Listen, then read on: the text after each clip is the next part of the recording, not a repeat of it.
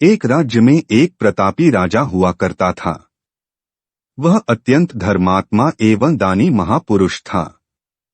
वह नित्य प्रति नियम पूर्वक मंदिर में पूजा और ब्राह्मण गुरुओं की सेवा किया करता था।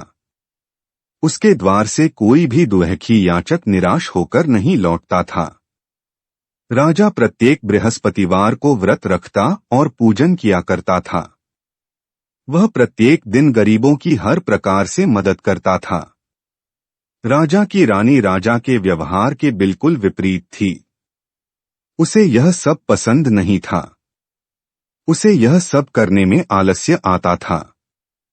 ना तो वह व्रत रखती और ना ही किसी गरीब की सहायता करती। राजा को भी यह सब करने से रोकते हुए कहती, ये सब व्यर्थ के कार्य हैं, राजन। ये सब आपको शोभा नहीं देता। समय और धन का तुम दुरुपयोग कर रहे हो, जो एक राजा का कर्तव्य नहीं है। एक दिन राजा शिकार खेलने की इच्छा से वन को चला गया। पीछे महल में रानी और दासी थीं। उसी समय गुरु महाराज बृहस्पति देव साधु वेश में रानी के द्वार पहुंचकर भिक्षा मांगने लगे। साधु की आवाज सुन रानी द्वार पर आ साधु से कहने लगी, हे साधु महाराज, मैं इस दान पुण्य के कार्यों से तंग आ चुकी हूँ। इस कार्य के लिए तो मेरे पति ही काफी हैं। मैं तो यह चाहती हूँ किसी तरह यह धन नष्ट हो जाए और मैं आराम से रह सकूं। साधु के वेश में बृहस्पति देव बोले, हे देवी, तुम तो बड़ी विचित्र नारी हो। संतान और धन से कभी कोई मनुष्य दुखी नहीं होता, इनको सभी चाहते हैं। पापी भी पुत्र और धन की इच्छा करते हैं। तुम्हारे पास धन की अधिकता है तो इस धन का सदुपयोग करो। भूखों को भोजन कराओ, प्याऊ लगवाओ, अनाथों के लिए दान दो, ब्राह्मणों को दक्षिणा दो, धर्मशालाओं का निर्माण कराओ, कुमातालाब बाग बगीचों आदि का निर्माण कराओ तथा निर्धनों की सहायता करो। कुंवारी कन्याओं का विवाह कराओ, यज्ञ आदि धार्मिक कार्य करो। इस प्रकार के कर्मों को करने से आपके कुल का उत्थान होगा, उसकी कीर्ति फैलेगी एवं तुम्हें स्वर्ग की प्राप्ति होगी। लेकिन आलसी रानी को ये बातें प्रिय नहीं लगीं। वह बोली, हे साधु महाराज, मुझे ऐसा धन कदापि नहीं चाहिए जिसे मैं दूसरों को बांटती फिरूं तथा जिसके उपयोग में ही मैं अपना आरामदेह समय गंवाती रहा करूं।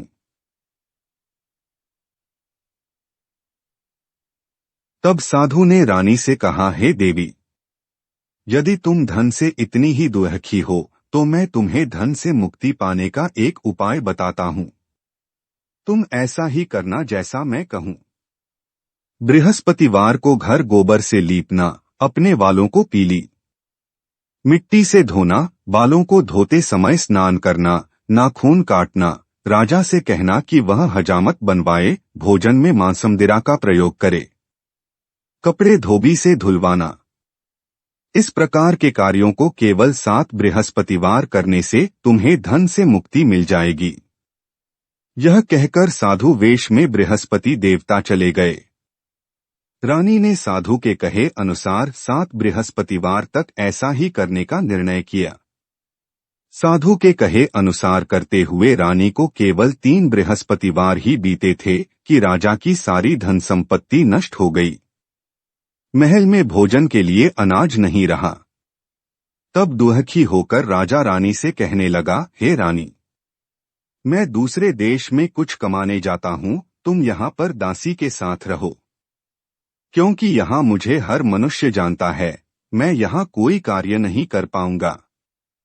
देश चोरी परदेश भीख बराबर है। ऐसा कहकर राजा दूसरे देश चला गया। वह रोज जंगल में लकड़ी काटता और शहर आकर बेच देता। इस तरह वह अपना जीवन यापन करने लगा। इधर राजा के बिना रानी और दासी दुखी रहने लगीं। किसी दिन भोजन मिल जाता तो खा लेती और कभी भोजन उपलब्ध न होने पर केवल जल ही पीकर सो जाती। एक दिन रानी और दासी को 7 दिन भूखे ही व्यतीत हो गए तो रानी दासी से बोली, हे दासी, यहाँ पास ही के नगर में मेरी बहन रहती है जो बहुत धनवान है। तू उसके पास जा और 5 सेर अनाज मांग ला, उससे कुछ दिन तो भोजन मिलेगा। दासी रानी की बहन के पास पहुंची। उस दिन बृहस्पतिवार था और रानी की बहन पूजा में मग्न थी। दासी ने कहा, हे रानी, मुझे आपकी बहन ने भेजा है, मुझे 5 सेर अनाज दे दो। दासी ने अपनी बात कई बार दोहराई, परंतु रानी ने कोई उत्तर नहीं दिया, क्योंकि उस समय रानी बृहस्पतिवार की कथा सुन रही थी। जब रानी ने दासी को कोई उत्तर नहीं दिया तो वह अत्यंत दुखी हुई और उसे गुस्सा भी आया। वह वापस लौटकर अपनी रानी से बोली, हे रानी, आपकी बहन बहुत ही धनी स्त्री है, वह छोटे लोगों से बात नहीं करती, वह धन के मद में चूर है। उसने मेरे कई बार आग्रह करने पर भी कोई उत्तर नहीं दिया तो मैं वापस चली आई। रानी अपनी दासी को दुखी देखकर बोली, हे दासी, इसमें उसका कोई दोष नहीं है। जब मनुष्य का बुरा वक्त आता है तो सारे सगे संबंधी मुख मोड़ लेते हैं, कोई सहारा नहीं देता। अच्छे बुरे का पता विपत्ति में ही लगता है। जो भगवान को मंजूर होगा वही होगा, इसमें किसी का कोई दोष नहीं। उधर रानी की बहन ने कथा सुनकर सोचा, मेरी बहन की दासी आई थी, भगवान बृहस्पति देव की कथा सुनने के कारण मैं उससे बोली नहीं और वह दुखी हो वापस लौट गई। वह अपनी बहन के घर जाकर कहने लगी, हे बहन, मैं बृहस्पतिवार की व्रत कथा सुन रही थी। कथा के समय किसी से नहीं बोलते और ना ही अधूरी कथा बीच में छोड़ते हैं, इसीलिए मैं तुम्हारी दासी से तब बात ना कर सकी। कहो बहन, तुमने दासी को क्यों भेजा था? रानी अपनी बहन से बोली, बहन, हमारे घर में अनाज का एक दाना भी नहीं है। तुम तो सारी बात जानती हो, 7 दिन से हम भूखे हैं, इसीलिए मैंने अपनी दासी को तुमसे 5 सेर अनाज लेने भेजा था। रानी की बात सुनकर रानी की बहन बोली, बहन, बृहस्पति देव सब मनोरथों को पूर्ण करने वाले हैं। देखो, शायद तुम्हारे घर में अनाज रखा हो। यह सुनकर दासी अंदर गई तो एक घड़ा भरा अनाज रखा मिला। उसे बड़ा आश्चर्य हुआ क्योंकि उसने एक एक बर्तन देखा था। सारे बर्तन खाली थे, तो ये अनाज का भरा घड़ा यहाँ कैसे आ गया? वह सोचने लगी। उसने बाहर आकर रानी को बताया। बहन ने रानी और दासी को बताया कि घड़ा भर अनाज भगवान बृहस्पति देव की कृपा से आया है। यह सुनकर दासी ने रानी से कहा, हे रानी, देखो, जब हमें अन्न नहीं मिलता तो हम कई रोज तक भूखे रहते हैं। अगर सप्ताह में एक दिन भूखे रहकर व्रत रखकर यदि 6 दिन भोजन मिले तो क्या बुराई है? आप अपनी बहन से व्रत की विधि पूछ लीजिए, हम भी व्रत को विधिपूर्वक करेंगे। दासी के आग्रह पर रानी ने अपनी बहन से बृहस्पतिवार के व्रत की विधि पूछी। उसकी बहन बोली, हे बहन, बृहस्पति देव का व्रत बेहद सरल है।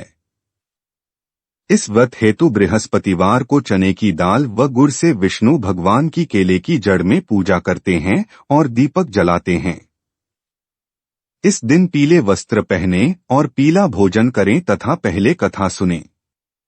इस प्रकार गुरु बृहस्पति देव प्रसन्न होकर अन्न, धन तथा पुत्र देते हैं। व्रत और पूजन की विधि बताकर रानी की बहन अपने घर चली गई।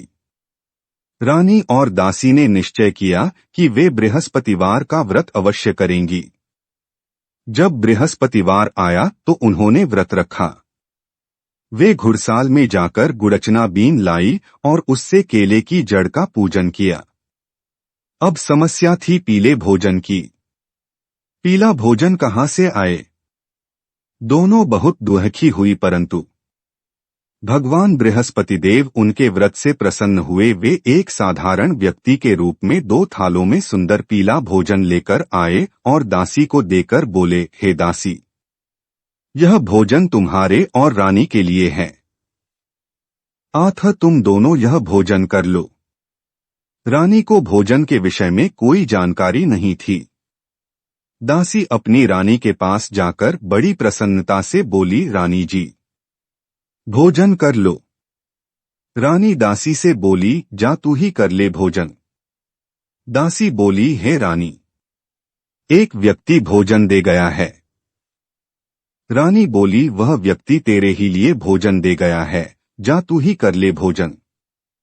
दासी ने कहा, नहीं रानी, वह केवल मेरे लिए नहीं, हम दोनों के लिए 2 थालों में अत्यधिक स्वादिष्ट भोजन दे गया है। आइए भोजन ग्रहण कीजिए।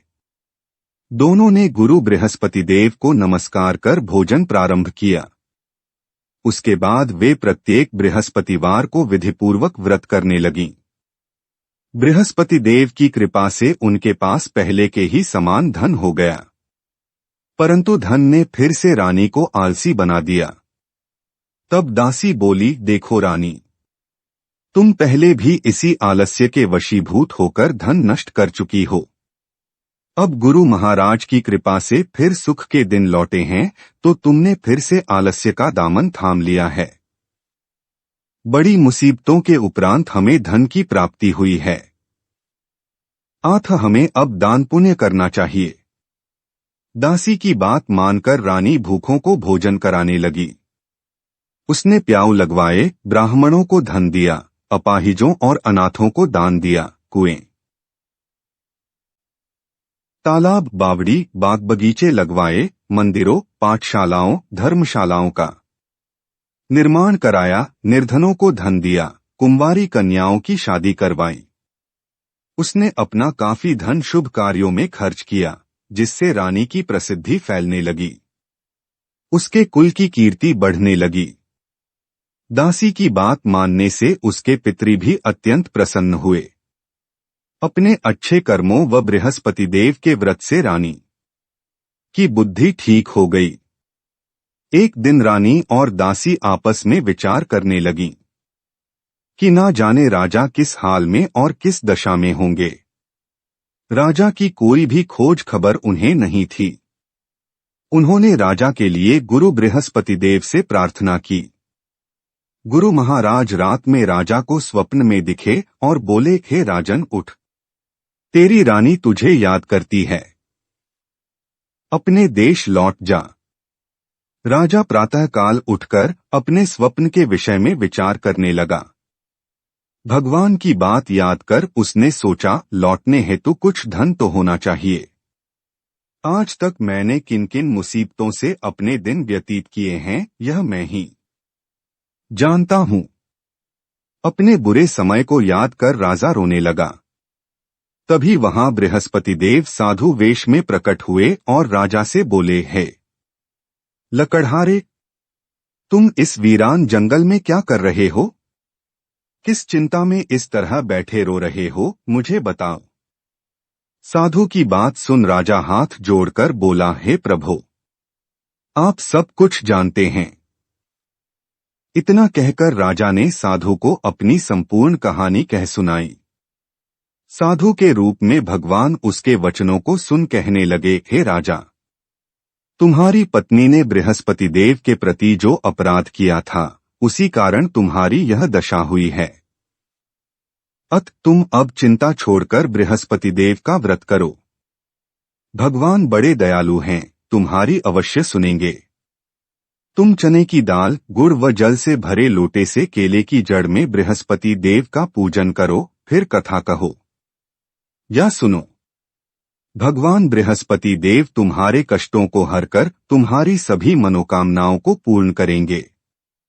साधु की बात सुनकर राजा बोला, हे प्रभु, मुझे लकड़ी बेचकर भोजन करने के लिए भी पर्याप्त धन नहीं मिलता, तो मैं व्रत कैसे करूं? मुझे रात स्वप्न में अपनी पत्नी अत्यंत व्याकुल दशा में दिखाई दी थी। मेरे पास कोई साधन नहीं जो मैं उसका हाल जान सकूं। साधु विनम्र वचनों से राजा से बोला, हे राजन, तुम किसी बात की चिंता मत करो। बृहस्पतिवार के दिन तुम रोज की ही तरह लकड़ियां शहर में बेचने जाना। तुम्हें रोज से दुगना धन प्राप्त होगा।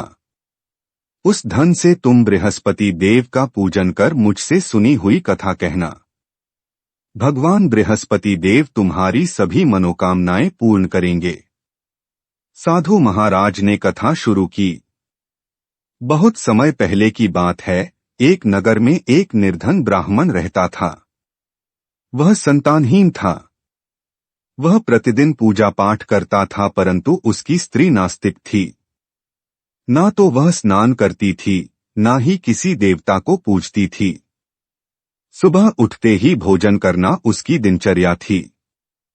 अपनी पत्नी के इस आचरण से ब्राह्मण बहुत दुखी था। वह अपनी पत्नी को समझा समझा कर थक गया था, परंतु परिणाम वही ढाक के 3 पात रहे। ब्राह्मण की अर्चना से प्रसन्न हो एक दिन भगवान ने ब्राह्मण को पूजा पुत्री प्राप्ति का वरदान दिया। 9वें मास ब्राह्मण के घर एक कन्या का जन्म हुआ। वह अपने पिता की छत्रछाया में बढ़ने लगी। वह कन्या अत्यंत धार्मिक प्रवृत्ति की थी। वह प्रातः उठकर भगवान विष्णु का जप किया करती थी। उसने बृहस्पतिवार के व्रत भी करने शुरू कर दिए थे। प्रातः पूजा कर स्कूल जाती तो मुट्ठी भर जौ सारे रास्ते पाठशाला तक डालती जाती और लौटते समय वही जा स्वर्ण के हो जाते तो उन्हें बीनकर घर ले आती। उसका प्रतिदिन का यही नियम था। एक दिन वह सूप में उन सोने के जौ को साफ कर रही थी। उसकी मां ने जब अपनी लड़की को देखा तो बोली, हे पुत्री, सोने के जौ साफ करने के लिए सोने का ही सूप होता तो क्या ही अच्छा होता। दूसरे दिन बृहस्पतिवार था। वह कन्या व्रत रखकर पूजन कथा के समय बृहस्पति देव से प्रार्थना करने लगी, हे महाप्रभु गुरुदेव, यदि मैं शुद्ध मन कर्म वचन से आपकी पूजा अर्चना करती हूँ तो आप मुझे सोने का सूप देने की कृपा करें। बृहस्पति देव उस बालिका की पूजा से प्रसन्न थे। उन्होंने उस कन्या की प्रार्थना स्वीकार कर ली। प्रतिदिन की तरह वह कन्या जौ बिखेरती हुई चली गई। जब वह लौटते समय जौ बीन रही थी तो उसे सोने का सूप भी रास्ते में ही पड़ा हुआ मिल गया। बृहस्पति देव की कृपा से वह अत्यंत प्रसन्न थी। एक दिन वह बालिका सोने के सूप में सोने के जौ साफ कर रही थी। उसी समय उस नगर का राजकुमार वहां से होकर जा रहा था। वह उस कन्या के रूप पर मोहित हो गया। राजमहल में जाकर उसने अन्न जल त्याग दिया और उदास भाव से अपने शयन कक्ष में पड़ा रहा। जब यह समाचार राजा को मिला तो वो चिंतित हो मंत्रियों सहित राजकुमार के शयन कक्ष में पहुंचा और अपने पूछा पुत्र के पास जाकर, हे पुत्र, क्या बात है? तुम्हें क्या कष्ट है? क्या तुम्हारा किसी ने अपमान किया है या अन्य कोई कारण है? मुझसे कहो, मैं वही करूंगा जिससे मेरे प्रिय पुत्र की खुशियां लौट आएं। राजकुमार अपने पिता की चिंतित वाणी सुनकर बुझे बुझे से स्वर में बोला, हे पिताश्री, मुझे आपकी छत्रछाया में किसी प्रकार का कोई दुर्ख नहीं है, न ही मेरा किसी ने अपमान किया है। मैं तो उस लड़की से विवाह करना चाहता हूं जो सोने के सूप में सोने के जो फटक रही थी। अपने पुत्र की बात सुनकर राजा को घोर आश्चर्य हुआ और बोला, हे पुत्र, उस लड़की का पता हमें बताओ। मैं अवश्य ही तुम्हारा विवाह उस कन्या से करा दूंगा। अपने पिता के वचनों को सुन राजकुमार ने अपने पिता से सारा वृत्तांत कह सुनाया। राजा ने अपने मंत्री को उस लड़की के घर भेजा तथा कहा, उस ब्राह्मण से कहो कि हम अपने पुत्र का विवाह उसकी पुत्री से करना चाहते हैं। मंत्री ब्राह्मण के घर पहुंचा और उसे राजा का आदेश कह सुनाया। कुछ ही दिन के बाद ब्राह्मण की पुत्री का विवाह राजा के पुत्र से विधिवत संपन्न हुआ। सौभाग्यवती पुत्री के विदा हो जाने के उपरांत ब्राह्मण के घर में फिर वही गरीबी निवास करने लगी। दोनों समय का भोजन भी मुश्किल से मिलता था। जब एक दिन घर में बनाने को अन्न का एक दाना तक नहीं था तो मजबूर होकर ब्राह्मण अपनी पुत्री से मिलने गया। अपने पिता की दीनहीन दशा देखकर वह बहुत दुखी हुई और उसने अपनी माँ का हाल पूछा तो ब्राह्मण ने सारी दशा कह सुनाई। अपनी माँ के विषय में सुनकर उसे बहुत गुस्सा आया। अपने पिता की दशा में सुधार करने के विचार से पिता को बहुत सा धन देकर विदा किया। कुछ समय सुखपूर्वक बिताकर ब्राह्मण फिर उसी दीन दशा में पहुंच गया। ब्राह्मण फिर अपनी पुत्री के पास पहुंचा और सारा हाल अपनी पुत्री को कह सुनाया। पिता की बात सुनकर उसकी पुत्री बोली, है पिताजी, आप माताजी को कृपया यहाँ लेकर आएं। मैं उन्हें वह विधि विस्तार पूर्वक बता दूंगी जिससे गरीबी दूर हो जाएगी। ब्राह्मण देवता वापस अपने घर पहुंचे और अपनी पत्नी को अपनी पुत्री के पास राजमहल लेकर पहुंचे। लड़की ने अपनी माँ को समझाया, हे माँ, तुम प्रातः उठकर स्नानादि करके विष्णु भगवान की पूजा करने के पश्चात ही भोजन ग्रहण किया करो, तभी दरिद्रता दूर होगी। परंतु उसकी बुद्धि पर अपनी पुत्री के उपदेशों का कोई प्रभाव नहीं पड़ा। एक दिन उसकी पुत्री को बहुत क्रोध आया। अगले दिन बृहस्पतिवार था।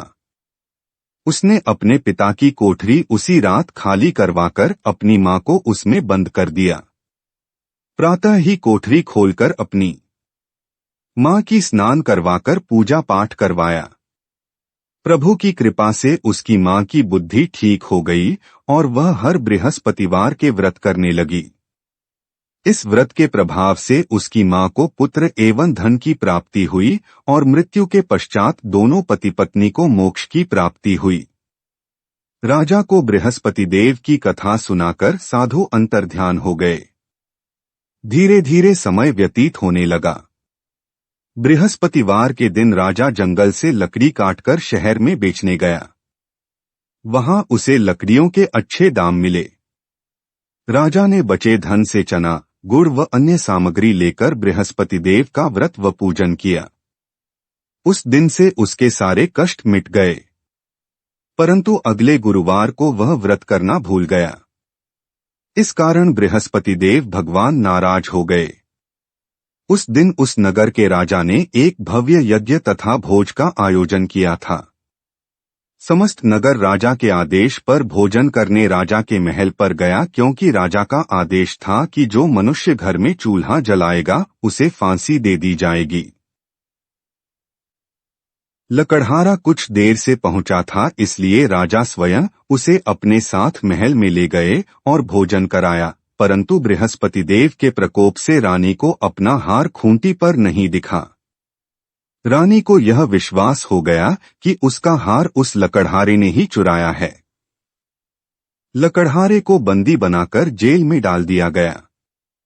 जब लकड़हारा जेल खाने में गया तो दुखी मन से विचार करने लगा कि ना जाने कौन से पूर्वजन्म पापों की सजा मुझे मिल रही है। ठीक उसी समय राजा को उस साधु महात्मा की याद आई जो उसे जंगल में मिला था। उसके बाद बृहस्पति देव साधु रूप में प्रकट हो राजा की दीन दशा को देखकर बोले, हे मूर्ख, तूने बृहस्पति देव की कथा नहीं कही, तू उनकी पूजा से विमुख हुआ, इसीलिए तुझे दारुण दुख प्राप्त हुआ है। तू चिंता मत कर, बृहस्पतिवार को तुझे जेल के दरवाजे पर 4 पैसे मिलेंगे। तू उनसे गुड़चना मंगाकर बृहस्पतिवार की कथा कहना, तेरे सभी कष्ट मिट जाएंगे। ऐसा कहकर साधु अंतर्ध्यान हो गए। अगले दिन बृहस्पतिवार था। जेल के द्वार पर राजा को 4 पैसे मिले। उसने गुड़चना मंगाकर बृहस्पतिवार की कथा कही और प्रसाद बांटा। उसी दिन बृहस्पति देव उस राज्य के राजा को स्वप्न में दिखे और उसको चेतावनी दी, हे राजा, तूने जिस निरपराध को बंदी बनाकर जेल में बंद कर रखा है वह एक राजा है, उसे छोड़ दे। रानी का हार यथास्थान खूंटी पर टंगा है। अगर तूने मेरी आज्ञा नहीं मानी तो मैं तेरा राजपाट नष्ट कर दूंगा। राजा प्रातःकाल उठा और खूंटी पर टंगे हार को देखकर तुरंत सिपाहियों से लकड़हारे को बुलाया और क्षमा मांगी तथा उसे राजा के योग्य सुंदर वस्त्र और आभूषण देकर विदा किया। गुरु महाराज की आज्ञा अनुसार राजा अपने नगर को चल दिया। राजा जब अपने नगर के निकट पहुंचा तो उसे अत्यधिक आश्चर्य हुआ। नगर में बाग, तालाब और कुएं तथा बहुत सी धर्मशालाएं, मंदिर आदि बने हुए थे। राजा ने एक व्यक्ति को रोककर पूछा, ऐ सुनो, ये धर्मशालाएं और बाग किसने बनवाए हैं? वह मनुष्य बोला, ये बाग बगीचे, धर्मशालाएं, पाठशालाएं यहाँ की रानी और दासी ने बनवाए हैं। यह सुनकर राजा को अत्यधिक क्रोध आया। रानी के पास जब यह खबर पहुंची कि राजा आ रहे हैं तो उसने अपनी दासी से कहा, हे दासी, राजा जी हमें अत्यंत दीनहीन दशा में छोड़कर गए थे। वह हमारी ऐसी हालत देखकर लौट ना जाएं। तू बाहर जाकर द्वार पर खड़ी हो जा। दासी द्वार पर जाकर खड़ी हो गई। राजा जब आए तो दासी उन्हें रानी की आज्ञानुसार अंदर लिवा लाई। राजा तो अत्यंत क्रोधित था। उसने तुरंत अपनी तलवार खींच ली और रानी से पूछा, बता रानी, तेरे पास इतना धन कहाँ से आया? मैं तो तुझे बहुत दीनहीन दशा में छोड़कर गया था।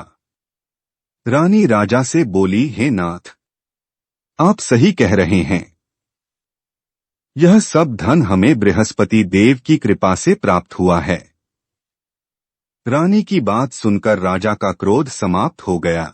उसने निश्चय किया कि सब तो सप्ताह में एक बार कथा कहते हैं, मैं दिन में 3 बार कथा करूंगा। उसके बाद हर समय राजा के दुपट्टे से चने और गुड़ बंधे रहते थे। वह दिन में 3 बार कथा करने लगा। एक दिन राजा ने अपनी बहन को लिवा लाने का विचार किया। इस तरह का निश्चय कर रानी से कहकर चल दिया। मार्ग में उसने देखा, वृद्ध लोग मुर्दे को लिए राम नाम सत्य है कहते जा रहे हैं। उन्हें रोककर राजा बोला, हे भले मानसो, मेरी बृहस्पतिवार की कथा सुन लो। वे सभी बोले, यहाँ हमारा आदमी मर गया, इसे अपनी कथा की पड़ी है। हमें नहीं सुननी तेरी कथा। परंतु एक वृद्ध आदमी बोला, अच्छा कहो, हम तुम्हारी कथा भी सुनेंगे, कहो भाई अपनी कथा कहो। राजा ने चने गुड़ निकालकर कथा आरंभ की। मुर्दा हिलने लगा। कथा समाप्त होने पर मुर्दा राम राम करता उठ बैठा। लोग आश्चर्यचकित हो कथा के चमत्कार के प्रति नतमस्तक हो गए। राजा अपने घोड़े पर सवार होकर आगे बढ़ा। आगे उसे एक खेत पर किसान मिला। राजा किसान से बोला, भैया जरा ठहरो, तुम मुझसे भगवान बृहस्पति देव की कथा सुन लो। किसान राजा से बोला, आगे जाओ भैया, जितनी देर में मैं तुम्हारी कथा सुनूंगा उतनी देर में तो मैं 4 बार खेत जोत लूंगा। नहीं भाई, मुझे नहीं सुननी तुम्हारी कथा। किसान के ऐसा कहते ही उसके बैल पछाड़ खाकर गिर पड़े। खुद किसान भयंकर पेट दर्द से तड़पने लगा। तभी किसान की पत्नी खेत पर रोटी लेकर पहुंची। चिंतित होकर उसने अपने पुत्र से पूछा, हे पुत्र, क्या हुआ तेरे पिता को? ये अभी तो अच्छे भले थे। तब लड़के ने अपनी मां को सारी बात बताई। वह दौड़कर राजा के करीब पहुंचकर बोली, हे राजन, रुको, मैं सुनूंगी तुम्हारी कथा, परंतु कथा मेरे खेत पर चलकर कहनी होगी। राजा खेत पर पहुंचा और उसने चने और गुड़ हाथ में लेकर कथा कही, प्रसाद बांटा। किसान के बैल पुनः जीवित हो गए और किसान भी स्वस्थ हो गया। राजा सीधा अपनी बहन के घर पहुंचा। बहन ने अपने राजा भैया की बहुत आवभगत की। राजा की अभी एक समय की कथा बाकी थी। वह अपनी बहन से बोला, बहन, मुझे कथा कहनी है। तुम कोई ऐसा मनुष्य ले आओ जिसने कुछ न खाया हो। उसे ही मैं कथा सुना सकता हूँ। अपने भाई की बात सुन राजा की बहन बोली, भैया, हमारे नगर में तो सभी सबसे पहले भोजन करते हैं, तत्पश्चात ही कुछ कार्य करते हैं। ऐसे में कोई भूखा तो मिलना कठिन है। फिर भी मैं देखती हूँ। ऐसा कहकर राजा की बहन किसी भूखे व्यक्ति की टोह में निकल पड़ी। सारा नगर छान मारा, परंतु ऐसा कोई नहीं मिला जो बिना खाए हो। अंत में वह एक गरीब किसान के घर पहुंची। वहां पर उस किसान का पुत्र अत्यंत बीमार था, इसलिए 3 दिन से किसान ने कुछ नहीं खाया था। उसने तुरंत अपने भाई को वहीं बुला लिया और कथा कहने को कहा। किसान ने राजा की कथा सुनी तो उसका बीमार लड़का सही हो गया। राजा की प्रशंसा पूरे नगर में होने लगी। राजा अपनी बहन से बोला, हे बहन, मैं अपने घर जाऊंगा, तुम भी मेरे साथ चलो। राजा की बहन अपनी सास से पूछने पहुंची, माताजी, मेरे भैया मुझे अपने साथ ले जाना चाहते हैं। राजा की बहन की सास ने कहा, तू तो चली जा, परंतु बच्चों को मत ले जायो, तेरी भाभी निपुती है। राजा की बहन ने सारी बात अपने भैया से कह दी। अपनी बहन की बात सुनकर राजा बोला, जब बच्चे ही नहीं जाएंगे तो तू क्या करेगी? तू भी यहीं रह। राजा दुखी मन से वापस लौट आया। घर आकर उसने अपनी पत्नी से सारी बात बताई। वह भी अत्यंत दुखी हुई।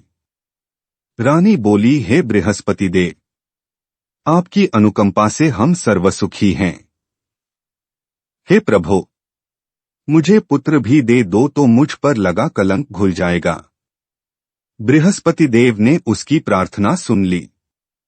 9वें मास रानी के एक सुंदर पुत्र पैदा हुआ। राजा की बहन भी आई। तब रानी ने ताना मारा, घोड़ा चढ़ी ना आई, गधों चढ़ी आई। राजा की बहन बोली, यदि मैं इस प्रकार ना कहती तो तुम माता कैसे बनती? हे बृहस्पति देव, आपने जिस प्रकार राजा को सर्वसुख संपन्न किया, उसी तरह सभी को सुख देना। जय हो बृहस्पति देव की।